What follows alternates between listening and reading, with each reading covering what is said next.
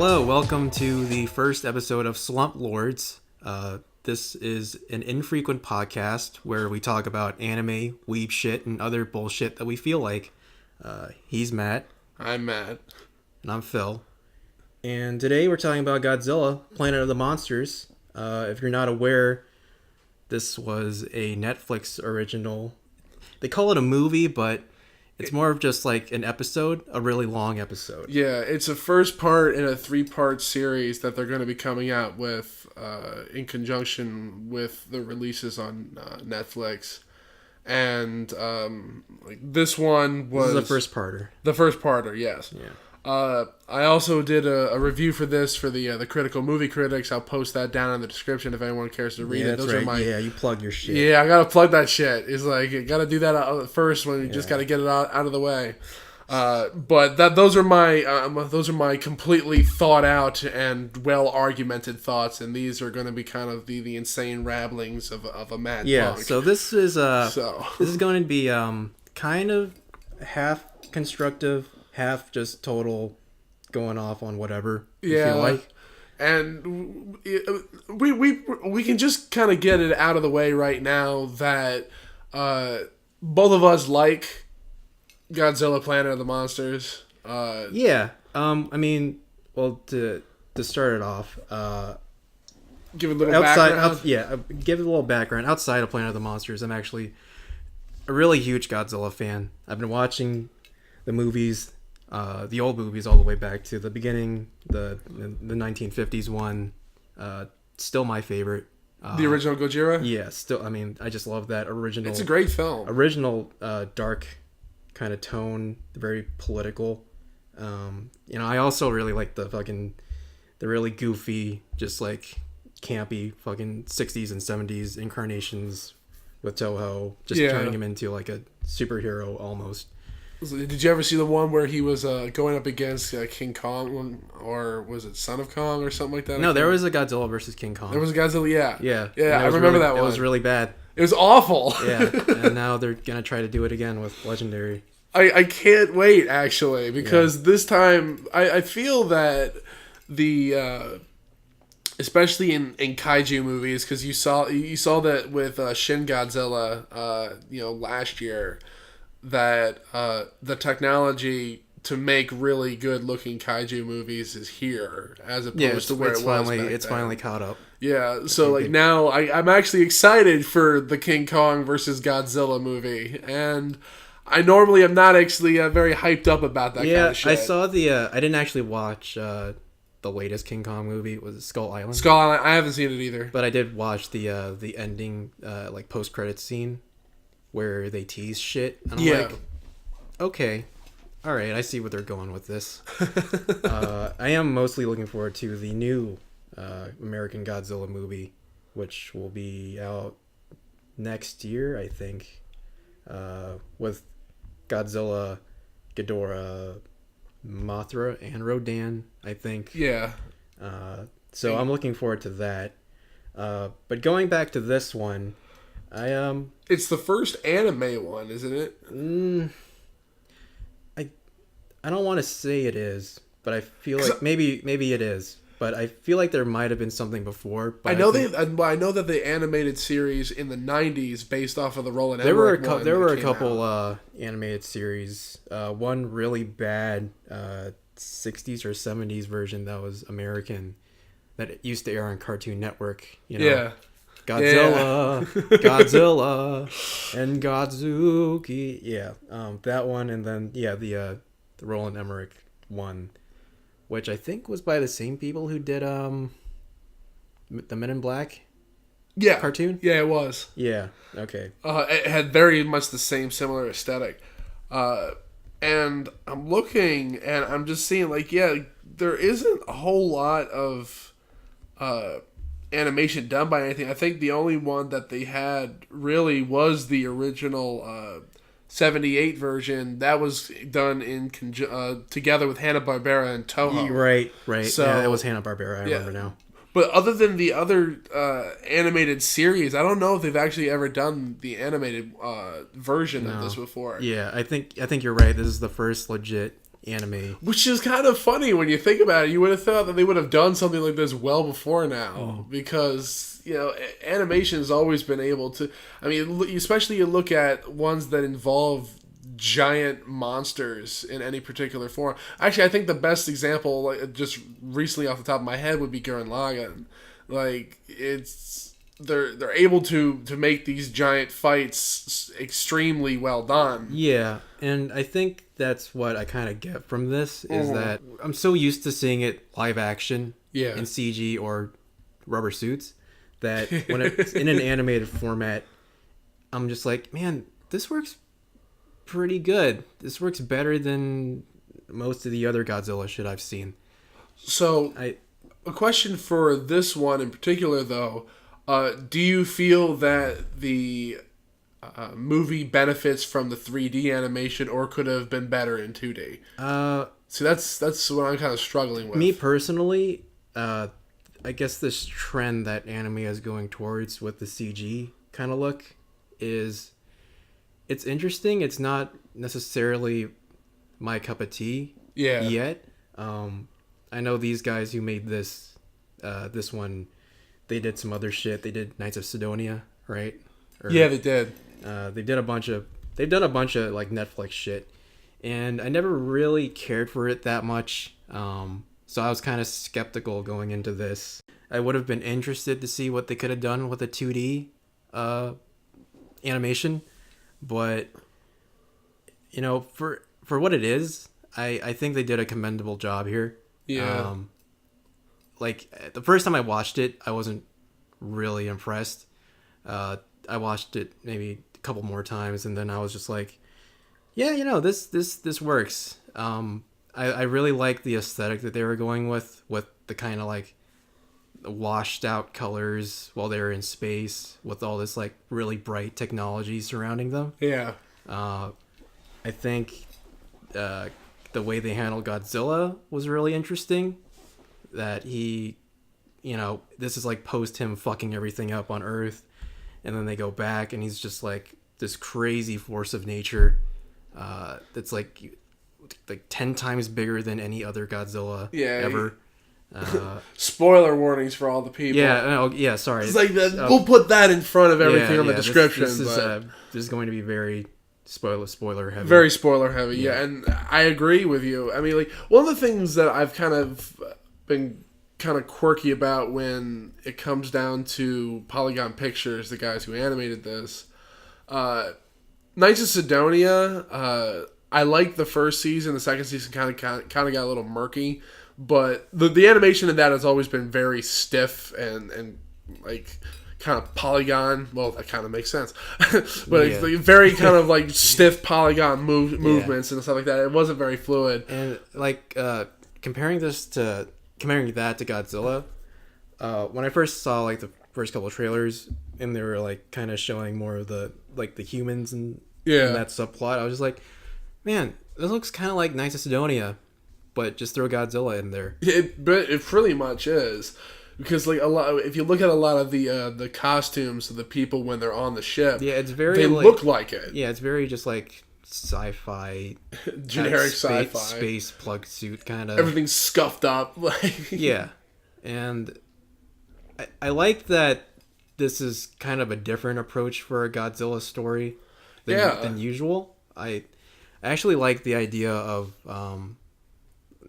not like humans, and not just humans, but like other races that are like they're kind of banded together and they're kind of marooned out in space together after failing to like repel Godzilla on Earth. Yeah. And I like that in one part, the two alien races or two people from the alien races are just like, it sucks that we couldn't get rid of Godzilla. We were gonna brainwash the humans into serving us, but Godzilla just fucked everything up. And they're all fully aware of it too. Yeah. Because one of the alien, I can never remember both of the alien species, because honestly, there's not a whole lot of character design that actually shifts like you can't really tell who is a different race unless you look at very specific very details. subtle. It's very subtle. Like one is like they're very tall and lanky. Yeah, they're basically kind of like space elves. Yeah, really religious space elves. Yeah, like really fanatical. And then the other ones, they're kind of like brutish kind of. They all have beards, and they all have like really like kind of like interesting eyebrows. Yeah, because they're very furry. Kind of like a, I don't know, like a draconian design to them. Yeah, a little bit. Yeah. I mean, honestly, a lot of the things that what Phil has already said, I completely agree with, especially when it comes down to the color scheme of how every person on the ship is very muted and very kind of pale. You know, even the darker skinned people are very pale, but everything outside of the ship and also all of the... I mean, it's a nice... it goes kind of well with the theme where it's just a very dire situation. And they've been floating in space for 20 years. Yeah, and like the... malnourished. Like humanity, they're just dying out, and it's very... It's very hopeless. It's like you can just see them like losing their life energy, and I think that's conveyed pretty well in the color scheme with, it's like very muted colors, especially with the people. And then just the ship, the interior, the interface, the technology is very bright, so it's kind of like they're a lifeline almost. Yeah, even the dark colors are kind of like neon, so it still stands out against everything. Right. And but I mean, I think the style of it is very strong, but my problem with it, and I think that goes with most Godzilla themed storylines, is that I don't really find much of it memorable when it comes to specific characters or like names and stuff. Like I don't really remember many people's names in this, except for like the main character Haruo. The blonde dude's name, Memphis, I think. I'm not sure. And then the chick is Yuko, I believe. Yuko. Maybe I don't know. I like, and it kind of goes back and serves your point though. Memphis, Yuko Tani. Yeah, but it goes back and serves your point that the characters in this honestly are not all that memorable. I mean, like I've had a problem with was it Yuki or Yuko? Yuko. Like, with Yuko's character. She doesn't really have much of a personality. She doesn't really do much besides follow orders, and then she's like there at one moment when he needs her to be. I feel like it's implied that her and Haruho have a history together.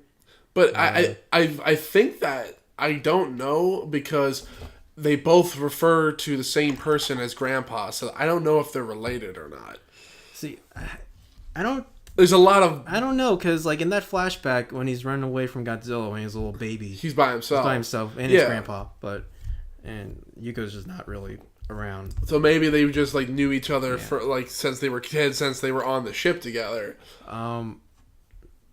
Yeah, like I think probably. I agree with like the depth of the characters. Probably the one with the most depth is Haruo, because you actually get to see his story and whatnot, but like spend time with him. Yeah, like even then, it's still like this is kind of just like a very by the run of the numbers, generic, like tragic kind of like vengeful hero. Yeah, want to take back the world because he lost everything. He's just a very angry Eren Yeager boy. Yeah, he's very much embodying the Eren Yeager paradigm here. Yeah, I mean, it's like I get echoes of that, and I just kept thinking about that the whole time. Which, they didn't do a bad job with it. It's just not. I mean, one thing that I will say that this has over like Knights of Sidonia is the fact that in Knights of Sidonia, the main character, I still don't even remember his name, and I've seen like the show through a couple times. The Knights of Sidonia, the main character doesn't really have a goal. He kind of drifts, and things kind of find him, and he just happens to be a savant kind of like pilot because he just lived below deck all those years. Yeah. This one. Haruo actually has a mission. He has an intent. He's going to go home and he's going to kill Godzilla, like at all costs. Yeah, he has an objective. Like he doesn't expect to live through it. Right. I'm not even going to try to name the other character, but he's just kind of like a limp dick most of the time. And it's kind of boring to watch him. Knights of Sidonia. Yeah, he's just boring to watch, really. I'm like, yeah, okay, there's only so much quirk you can get out of this guy, but then it's just... he's so vanilla. I'm glad that they kind of made his motivations so clear. Yeah. Because that also helps propel the story. Yeah, you don't spend a lot of time brooding over it. Yeah, like they kind of get all the exposition out of the way. Really the character did 20 years of brooding for you. Yeah, and then like they end up on Earth pretty fast. Yeah, and that's mostly where all the action takes place. It's pretty much right before, even before the first half hour mark really hits, that they kind of get onto Earth. And going back to how they handled Godzilla, I really like that they turned him into like this force, like so much so that the entire climate of the planet is affected by him. Yeah. Like what was it? There's just like particle, like pollen. There's the metallic pollen just it's all like it's like Godzilla pollen in the air. And that's how he's able to set fire to shit, by whipping his tail. Yeah, and he's infected like pretty much every living organism around him. Even the plants are sharp. Yeah, because of it needs to just try to survive in this metallic atmosphere, and also since Godzilla, they never specify whether or not why radiation is left in the wake of Godzilla, where though he might have had it naturally, or is it because of like the 60 nukes they dropped on his head? Right. They never actually specify that, but he has a radiation signature that follows him around. So for 20,000 years, because they've been gone for 20,000 years in Earth time, that he has just been roaming the planet, growing exponentially, and then just radiating everything. I just remember the one part where they're in like the conference room, and like one guy's like, "Oh, it's been so long, maybe shit got better." And there's no, never you gets are better. So optimistic, dude. Shut up. Like, I felt, honestly, I know that they have to have those types of optimistic characters to kind of balance everything out, but think about it from the actual standpoint of the story. They suffered through waves of kaiju attacks before Godzilla even showed up. Yeah. So I'm like, why in the world would you be optimistic about going back to Earth? Yeah, I mean, it's hilarious, and I just want to go over the look of Godzilla in this one, because he is fucking ripped as shit. He's so jacked. He's so jacked up. Like, it's like, what are you gonna do for over 20,000 years? Like, I guess I'll work out and get huge, get ripped, get fucking huge as shit. And he's the only one of his kind like that. It doesn't ever specify that he has mates. So if they produce asexually, like some lizards, they didn't actually because how the little Godzilla come about? Like, there's a lot of questions that need to be kind of at least in process of being answered. I'm sure they will be in the later episodes. Because I know that the next one, I don't know if it's scheduled. From what I understand, the next one that's coming out is Godzilla King of Monsters, and that's coming out in 2019. Mm-hmm. Oh wait, no, never mind. Sorry, I'm looking at that's the new live action movie that they're coming out with. My bad. Shit. Okay. My bad. That's the one being done by Michael Dougherty. He's the guy who did, I believe. Okay, so I'm seeing Trick or Treat. I'm seeing that the second film. What's it? Godzilla Battle Mobile Breeding City to Godzilla. What the fuck? The city of I don't know, but it's scheduled to be released in May 2018. Oh, okay. So we should be getting it pretty soon, then. Yeah, and then we'll get Mechagodzilla. I'm all for that. Yeah. I'm all for seeing Mechagodzilla fight. I haven't been following the series as closely as Phil has. There's been a bunch that I have seen. But I mean, of course, my first introduction to Godzilla actually was the Roland Emmerich one in the '90s. Oh, really? And I actually still like that one. Oh, God. It's not a good movie. Don't get me wrong. It is not a good movie, but it is so fun to watch. And honestly, I do like the Godzilla design in that movie still. Unabashedly. I think it's trash. And the one here, he's true. He's like completely jacked up, but also like the textures that they use, kind of maybe I understand why, but at the same time they become so murky that especially when you see like the really big Godzilla and he's like kind of like moving slowly, I'm like, okay, where the fuck did his neck just go? Like all of the textures are just like muddied together, and it looked ugly. Right. But I'm not expecting Godzilla to be pretty. Yeah. But I'm expecting Godzilla to be definable. I think they were going for him just being like this huge just mass. So like over like 200,000 tons or something like that. Blows things up by barking. I like how different like each incarnation lately has been. Like Shin Godzilla especially. That's probably been the most radical. True. And I really like the latest American, like the 2014 version of him. I like the version, even if I didn't really particularly care for the movie itself. I didn't really care for I loved the Godzilla. The fight parts. the fight was great. All 8 minutes of it. No, seriously, he had less screen time than Hannibal Lecter had in Silence of the Lambs. And I mean, someone just put up like a YouTube compilation of just all his scenes, and I'm just like, okay, this is perfect now. This is all I need to watch. This movie is fixed.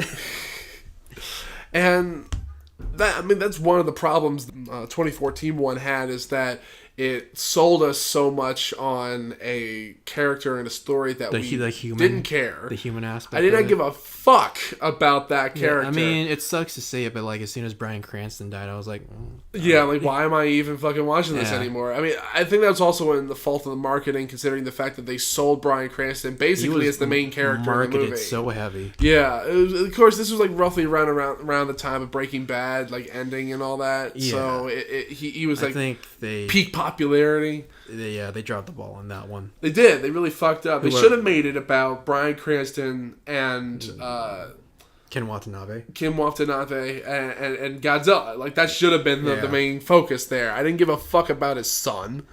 Yeah, just a very generic military man. But you're right. The actual fighting itself, especially when he uses atomic breath in the 2014 one, I was just like geeking out. Yeah, it was like the hypest shit ever. Yeah, absolutely. It just like shoots it down its throat. Yeah. I'm like, all right, this is great. This is why I came here. Yeah, and like going back to Planet, there was some hype Godzilla shit. Dude, I love the actual fights. Like, it's really well choreographed, very well animated. The fucking the atomic breath. Atomic breath. It's not even just atomic breath. It like involves his entire body this time. Yeah. Like it's like normally you got like the his dorsal fins kind of shocking up, and then he shoots it, but like it literally encases him, and he shoots it like it's a hyper beam, and it's wonderful, and I love it. It's just like it's like a full body kind of like attack. And was it that you guys? I think the one part that made me like geek the most was at the end when he just whips his tail, dude, and it blows everything up. Yeah, it just fucks everybody. That was great. That's what I like to see. Just more creative things to do with him. I also like how they gave him a lot of screen time in this movie too. Yeah, I like how they their plan of attack was to just implant EMPs into him. Yeah. Whenever his shield dropped. Yeah, and then you had like this not even the smallest of small windows to be able to actually do it right. Like this crazy, like almost like this meta game of just like getting the timing right. Getting that frame advantage. Well, you gotta roll crits, nothing but crits. Yeah. So I really dug that. Combat was always very. I mean, like also whenever the people were flying around on like the bikes, it you could see the bike shuddering and all that kind of stuff. So like it made it feel that like there was wind resistance, there was like strain on the engines of the vehicles, and also when they hit when like a couple of them hit up against Godzilla, you just heard this loud metallic bang. The clank. And I'm just like, this is good. This I think I mentioned it before to you too. Is like the sound design in the movie is phenomenal.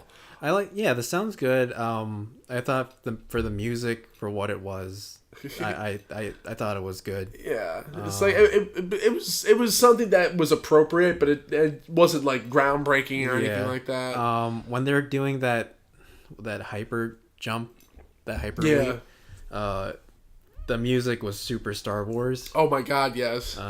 It's like entering subspace. Yeah, so I thought that was kind of funny. But yeah, I mean, like overall as a package, I think it was fine. It was fine. It was good. It was a good introduction to what is to come, and I'm anxious to see how they're going to take the actual second I'm installment. Interested. I hope they keep it as strong as this, but now because we've had the introduction, we've gotten into the planet, and now we are like face to face with the real Godzilla. Now, of course, we also didn't talk about the what's the word, the post credit scene. That one little blip where Haruho. He's being taken care of by one of the Haru. He's being taken care of by one of the locals. Yeah. And like because she was like teased really early in the movie when they first get there. They're in the forest, right? Yeah, and then she apparently like was able to get him and keep him safe. So I'm imagining obviously that character is going to play. That will be the plot of the next movie. She's going to be the best girl of the next movie, probably. Oh yeah. Yeah. Hopefully, maybe. It's like maybe she'll be more interesting than Kiryu in this one. Oh no. Because I mean, no fault against Kiryu, she just wasn't a very interesting character. Yuko? What? Yuko. God damn it! See, I can't even remember you were the names. way off. I was way off. Damn it. It's like I apologize. That's but fine.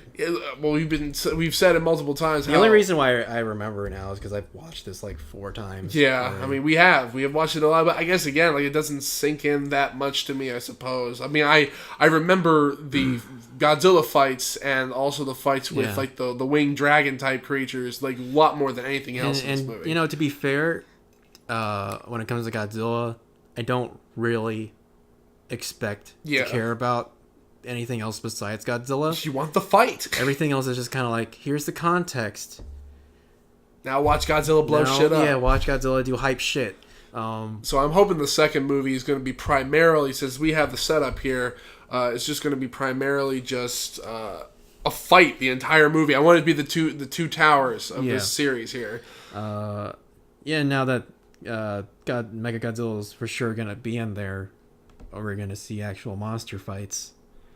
Which I'm interested in seeing how they'll handle that. Yeah, that's going to be interesting, especially with this type of animation because it does have its limitations. Yeah. And, I also forgot to mention, because I mentioned this a bunch, and this is one of the reasons why it drew me in to watch the movie in the first place, that this screenplay was done by Geno Ribuchi, who's the guy who wrote the Madoka Magica series and movies. He's an interesting writer. Yeah, he would. He's got his interesting bits here and there, and also the reason obviously that this looks so much like Polygon is isn't because just that Polygon was the producer for it. It was also because it's done by the directors who did Knights of Sidonia, Blame, like all that kind of shit. These are the guys who do all of their work. So, but you see a dramatic increase in their talents from the first work they've done to this one. Yeah, I think they've learned each film or project they put out that you can see their improvements. And I think that since they got that time in with Knights of Sidonia and Blame, that they were able to come at this with more experience, and I think they pulled it off pretty well. Yeah, like I said, they did a commendable job. I think the actual animation of just like individual, like the humans, and just like body language, especially when it comes to CG, I feel like that would be super difficult to do. Yeah. I mean, yeah. It's going to be difficult to do regardless, because especially... I think it's very easy to just like kind of do the bare minimum and just have your people kind of like lifeless puppets and throw all your energy into the fight, into the monsters, and the combat themselves. Yeah, and like, for what the characters are, they express pretty well. They do, and again, like they've gotten better than the how it was in Sidonia, or like the very first season of Ajin. But yeah, they still have some way to go. Yeah, I mean, obviously, it's very minimal this time, but it's really focused on the environments and the creatures. Those are the main things. Like a little jank is there, but they came a long way. Absolutely. And so, I mean, I guess the final thoughts on this one is just simply like I would not say that this is at all better than Shin Godzilla. No. I also think that it's not even on par with Shin Godzilla. I think Shin Godzilla is like the complete standard for the series of which I have seen. It's become the new standard anyway. Right. But this movie is still very enjoyable. You're not going to waste your time watching it. Yeah, it's a fun little ride. It's not complete. So no, yeah, it's just one. There's more to go. We know from the get-go that this is going to be the first part of a 3-part series. Just going by this first part, I wasn't necessarily like it didn't blow my dick off or anything, but it had some fun moments, and I'm looking forward to the rest. If they do crazier shit down the road, then that'd be awesome. I'm looking forward to that. Yeah. And you should also look forward to new episodes of this coming out whenever we actually get around to doing it. Whenever we feel like it, man. Yeah, it might come out one really quickly after another. You might not get it for months. Who knows? Yeah. We'll keep the schedule fresh. Yeah, fuck it. It's like, but this is the first episode of the Slump Lords. I'm Matt. I'm Phil. And thank you for listening, and we'll catch you next time.